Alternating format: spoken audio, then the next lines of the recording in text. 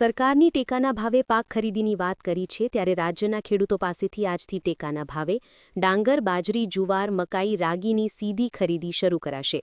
આમ આગામી સોમવારથી ખરીફ માર્કેટિંગ સિઝન 2025-26 અંતર્ગત લઘુત્તમ ટેકાના ભાવે ખેડૂતોના પાકની ખરીદી કરાશે. ગાંધીનગરના માણસા મહુડી રોડ પર આવેલી હોમિયોપેથી કોલેજના રેકોર્ડ રૂમમાં આગ, દસ્તાવેજ સહિતનો સામાન બળીને ખાખ થયો.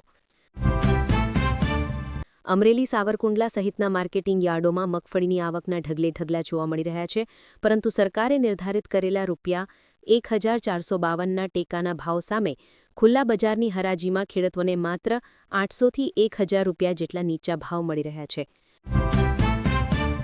સુરતના માંગરોળ તાલુકાના આકડોદ ગીજરમ ગામની સીમમાંથી 20થી વધુ વીજપોલ પર કે વીજળીના વાયરની ચોરી થઈ હોવાની ઘટના સામે આવી છે.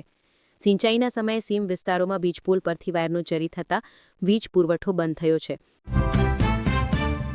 સુરતના સાયણમાં ઇન્ડસ્ટ્રીયલ એસ્ટેટમાં લિફ્ટ તૂટતા 2 કામદારોના મોત, પોલીસે તપાસ હાથ ધરી. જૂનાગઢની સિવિલ હોસ્પિટલમાં બાળકનું મોત થતાં હોબાળો, ડોક્ટર સ્ટાફની ગંભીર બેદરકારીનો પરિવારજનનો આક્ષેપ.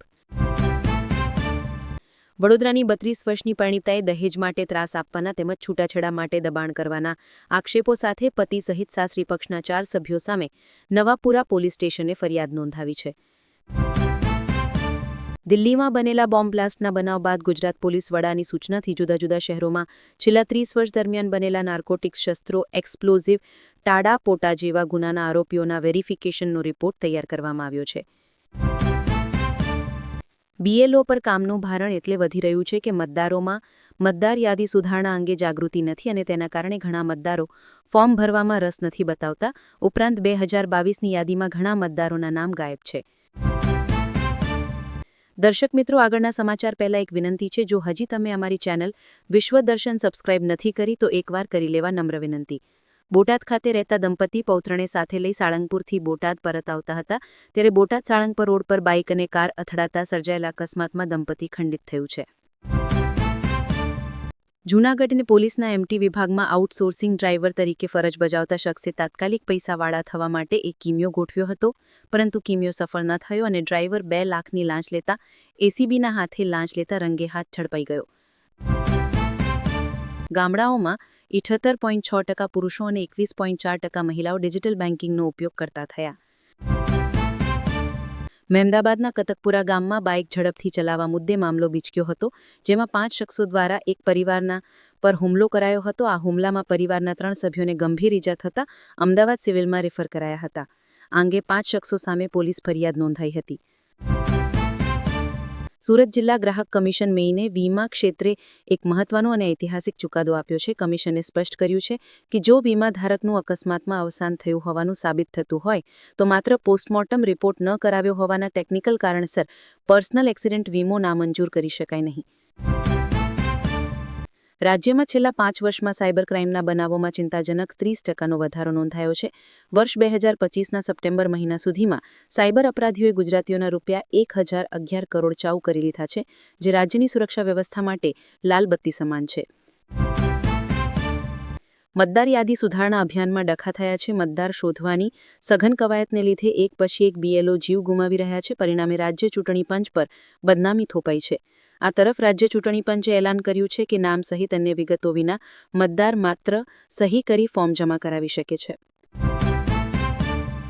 કેન્દ્ર સરકારના એક નિર્ણયથી હરિયાણા, પંજાબને મોટો ઝટકો લાગશે. કેન્દ્ર સરકાર ચંદીગઢને બંધારણના અનુચ્છેદ 240 હેઠળ લાવવાની તૈયારી કરી રહી છે. તેના માટે સંસદના આગામી શિયાળુ સત્રમાં બંધારણનું 131મું સુધારો બિલ રજૂ કરવામાં આવશે. ભારતીય સેના પ્રમુખ જનરલ ઉપેન્દ્ર દ્વિવેદીએ નવી દિલ્હી ઇન્સ્ટિટ્યૂટ ઓફ મેનેજમેન્ટના દીક્ષાંત સમારોહમાં પાકિસ્તાનને આડે હાથ લેતા કહ્યું કે પાકિસ્તાન હવે જાણી ચૂક્યું છે કે તે ભારતને સીધા યુદ્ધમાં હરાવી શકે તેમ નથી. તેથી તે હવે પ્રોક્સી વોર દ્વારા ભારતમાં અસ્થિરતા ફેલાવવાનો પ્રયત્ન કરી રહ્યું છે. રાજસ્થાનના જેસલમેરમાં પાકિસ્તાન સરહદે ખેતરમાંથી ડ્રોન મળી આવ્યું, જાસૂસી કરવા આવ્યાની શંકા. મુખ્યમંત્રી યોગી આદિત્યનાથે રાજ્યના તમામ જિલ્લાધિકારીઓને ગેરકાયદે ઘૂસણખોરી પર તાત્કાલિક અને અકરી કાર્યવાહીના સ્પષ્ટ આદેશ આપ્યા છે. બિહાર વિધાનસભા ચૂંટણીમાં કોંગ્રેસ અને રાષ્ટ્રીય જનતા દળના ગઠબંધનના પરાજય પછથી જ ઇન્ડિયા ગઠબંધનમાં તિરાડની અટકળો શરૂ થઈ ગઈ છે. કોંગ્રેસ સિવાયના પક્ષોમાં ધીમે ધીમે વિરોધના સૂર ઉઠી રહ્યા છે. વડોદરાના ફતેગંજ વિસ્તારમાં ચાલી રહેલી મતદાર યાદી ખાસ સઘન સુધારણા ઝુંબેશ SIR દરમિયાન રવિવારે એક દુઃખદ ઘટના સામે આવી છે. મહારાણા પ્રતાપ પ્રાથમિક શાળા ખાતે યોજાયેલા કેમ્પમાં વ્યવસ્થાના અભાવે એક અરજદાર યુવકને ગંભીર ઇજા પહોંચી હતી. દુબઈ એર શો 2025 દરમિયાન ભારતીય વાયુસેનાનું ફાઇટર જેટ તેજસ દુર્ઘટનાગ્રસ્ત જતા પાયલટ વિંગ કમાન્ડર નમાંશ સ્યાલ શહીદ થયા હતા. આજે એટલે કે રવિવારે તેમના પાર્થિવ દેહને તેમના વતન હિમાચલ પ્રદેશના કાંગડા લવાયું હતું. 1 જાન્યુઆરી 2026થી NCRમાં પેટ્રોલ ડીઝલની ગાડીઓથી નહીં કરી શકાય સામાનની ડિલિવરી, આદેશ જાહેર. રશિયા યુક્રેન વચ્ચે સીઝફાયરના પ્રયાસ, ટ્રમ્પના પ્લાન સામે યુરોપને વાંધો, ઝેલેન્સ્કીને અપાઈ ડેડલાઇન.